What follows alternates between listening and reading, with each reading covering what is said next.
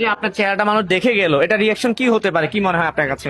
আসলে অনেকদিন ধরে সবাই চিন্তা করতেছে যে ভাই আপনি কে, মানে আপনাকে একজাক্টলি আমরা চিনি না, কিন্তু আপনাকে যা শুনতেছি, তো চিন্তা করলাম যে না, এবার দেখো যে আমি অপু ভাই 2.0 তোমাদের। শিট, নামটা বলে দিতে। ওকে, অপু ভাই 2.0। হ্যাঁ, ওকে। তো তোমরা অনেক দিনের ইচ্ছা যে তোমরা আমাকে দেখতে চাইছিলা, তো চিন্তা করলাম যে না, আর লুকায় রাখা লাভ নাই। স্পোর্টস চলতেছে, অনেক ইভেন্ট আসতেছে, অনেক জায়গা থেকে হচ্ছে যে নিজেকে হচ্ছে যে কি দূরে সরাই রাখছি। এবার আর দূরে সরাই রাখার কোনো মানে নেই। হ্যাঁ, লোভটা সামলানো যায়নি, সত্যি কথা। সবার সামনে আসতে হইতেছে, সবাই চায় যে চিনুক।